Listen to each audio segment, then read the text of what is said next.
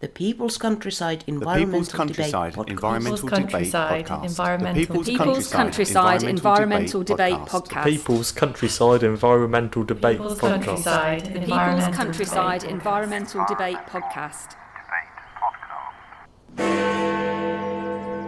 The question is, would a multiverse be compatible with our current understanding of reality? Can we ever claim to have absolute knowledge about anything? This is the People's Countryside Environmental Debate Podcast with me, Stuart the Wild Man Mabber, and me, William Ankelo. Thanks very much for listening. And if you actually play this podcast backwards, it sounds exactly the same because my thoughts are already scrambled. Don't you think, William? Absolutely, yeah. So we have two questions today, one from Vinroy in Linstead, Jamaica, and we've got Scott in Arisaig, Scotland.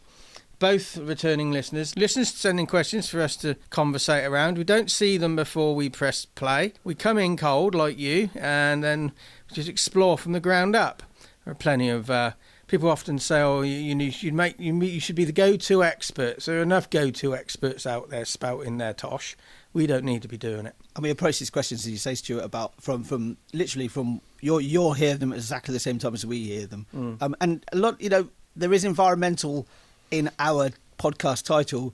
A lot of the questions aren't about the environment, but we do try always to spin the conversation around to give some actions that are around the environment. So 2 questions. Vinroy in Linstead, Jamaica. Shall I read this one? Wow. Yeah. It's going to snow. It's going to snow. Stuart's going to read a question out. The question is, would a multiverse be compatible with our current understanding of reality? I mean, it's a possibility, isn't it? Well, it's a possibility, but would it alter? Would it be compatible with our current understanding? Of course it wouldn't. Well, but what is our current understanding of reality? We don't have a clue. What is reality? Yeah. I often think to myself... the reality would change, so of course it wouldn't be compatible. But, yeah. We want consistency. I mean, I've heard Brian Cox talk about the multiverse. There's quite a well-known fiction book series called Historic Materials, which talks specifically about this, and the whole idea of different universes created every single time you make a decision. Billions and billions of different universes split off at all the... every time you make a choice, even down to the atomic level, how things work out will affect the future and will create different multi-universes. That is a work of fiction, but there has been talk between theoretical scientists that it is theoretically possible. Personally, I think it's an interesting thought, but it kind of almost like is, well, I've got to live my life, really.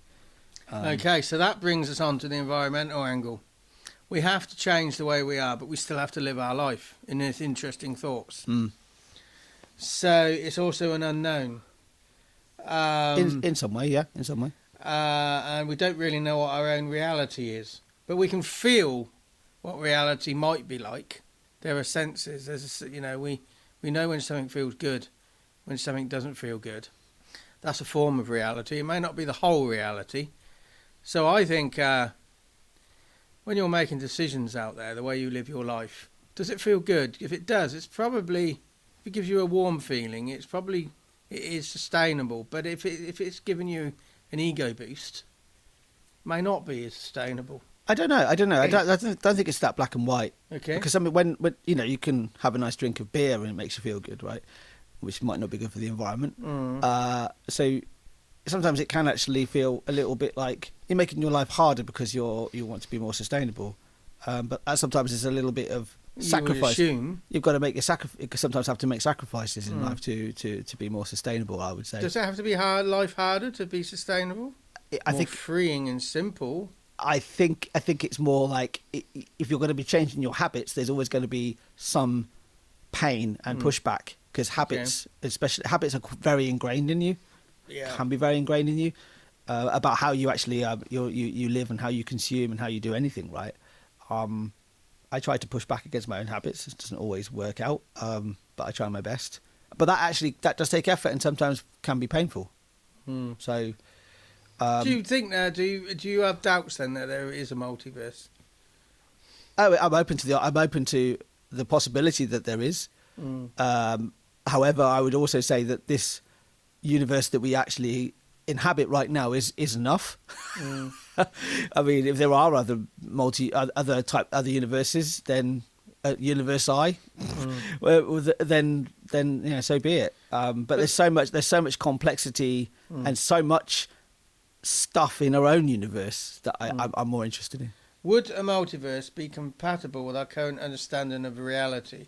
It would change it, it would evolve it, but it's always evolving anyway. Yeah, but then you also have to think about, like, well, who's going to actually believe it as well? There's going to be people that don't even actually believe it.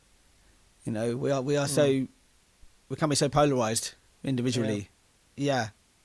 But if they do exist, it's like, well, I mean, I was just thinking of actually maybe a good analogy in some respects is when we were still a small tribal species, and we came across another species of there was other humans especially, but like Neanderthals, for example. You would never have actually known they even existed, and that their reality would have completely changed when they met maybe another tribe or maybe another type of humanoid.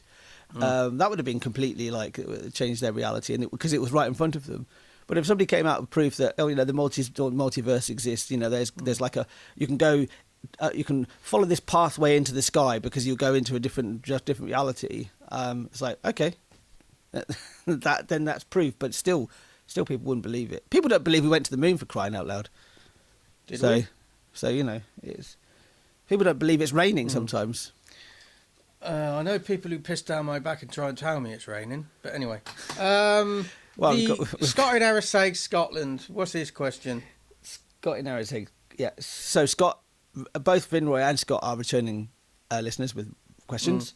Scott, thank you very much for your question, and let's see what sort of gear shift we have from a multiverse here, because we haven't looked at this question yet, have we, Stuart? No. Can we ever claim to have absolute knowledge about anything? The human brain can't conceive the notion of nothingness. Before the Big Bang, there was nothing. What did that look like? Can the human brain even conceive of that? Well, actually, I would argue that that there was nothing before the Big Bang. We have no idea. We don't know. We weren't there. I think the evidence suggests there probably was something before the Big Bang. But what was there? So what was there before that? Who knows? Where we get bogged down in this is our concept of time and understanding of it. Where did it begin? Well, did it have to begin anywhere? Yeah. I mean, this particular universe is somewhere in the region of 13.5 billion years old. You can't get your head around 13.5 billion years, can you? It's a very hard number to even get around. I'll be 47 this year. That seems like a long time, but that's my lifetime. Yeah, it's a mere nick, not even nothing on the whole grand scale of time. So, can we ever have absolute knowledge about anything? Of course not. What Vinroy was saying, our reality is always changing, and sometimes we don't even know our reality. So we can have absolute knowledge about things. So, for example, and I know if I go out when it's raining, I'll get wet. Yeah, but it's that absolute knowledge about the process of what's making it wet. What's the sensory? What's causing the sensory reaction? Why is water wet, whereas other things feel sticky? I think we know scientifically a lot of things. Yeah, absolute. I think science has always been the. Is science always going forward? I think science is always looking for. Scientists are always looking for the answers to what's happening. So if we have an absolute answer, like gravity, Newton's theory of gravity, people are still trying to dispute that. Yeah, of course they are. People dispute that it's the absolute truth. Absolutely, because really what they're looking for is the new truth, right? So if somebody can dispel, say, for example, Einstein's relativity theory or Newton's theory of gravity, then they will be the next Newton and the next Einstein. But up till now, all science points towards that these guys knew exactly what they were talking about. So it says in the question that the brain can't conceive of the notion of nothingness. I I'm not entirely sure if that's accurate, because you think about, like, if I think about my own death, and I do consider it on a relatively regular basis, I'm not suicidal by any stretch of the imagination, but I do think about it. It's like, well, it's difficult to think about what it would be to be nothing, to actually not exist at all. But then my only experience has ever been existing. But I don't. Yeah, but don't you think back to before you were born? You didn't exist then, and there was nothing then. So you'd have an insight into nothing. 'Cause... Yeah, but I don't have that experience. I don't have that direct experience. You don't have a direct experience of nothingness. Mm. That's true. Actually, maybe I'm going around a full circle here. It says the human brain can't conceive of the notion of nothingness. Well, the operation of the brain is always processing stuff. Yep. So that's where like meditation comes in. You're trying to slow it down. You'll never stop it. Meditation isn't about not thinking. It's about slowing it down and not engaging with those thoughts and just letting them pass. Yeah. So the processes in the inner workings of the brain can't conceive of the notion of nothingness, but can our sentient side of ourselves, our awareness, conceive that notion? Well, is it an action then to think about? Can you sat there listening to this podcast, driving down the M40? Can you conceive of nothingness? I'd like to speak to the Dalai Lama about this. Well, do you reckon we get him on? Yeah, but He'd probably laugh all the way through. We talk about experts, right? We don't see ourselves as experts, but I'd like to ask anybody this question. The Dalai Lama has a specific philosophy on life and a specific view on existence, but what does Fred in Cornwall?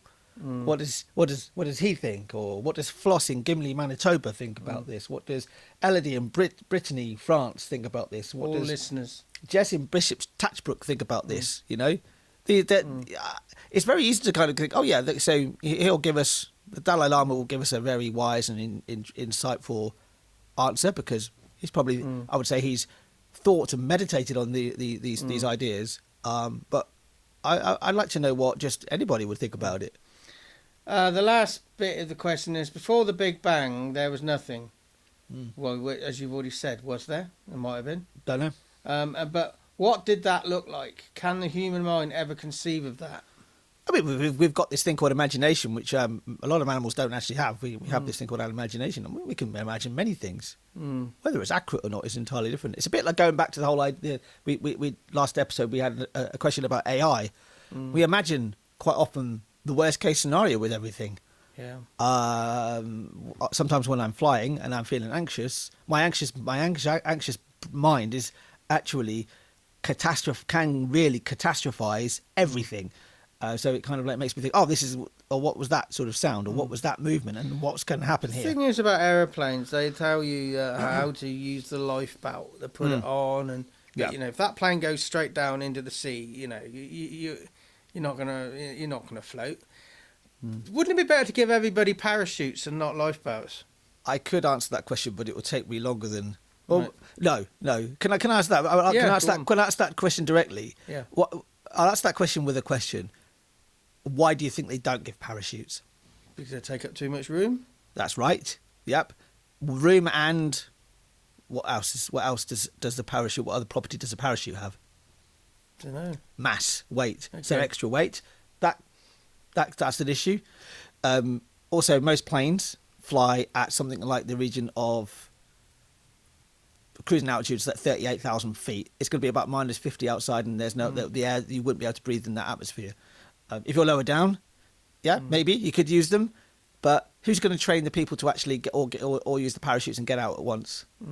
No. The planes are designed to stay in the air as long as possible. So you don't, you design the plane to be more safe. You don't give people parachutes. You're saying you can't breathe in that sort of atmosphere. I've been to family gatherings like that.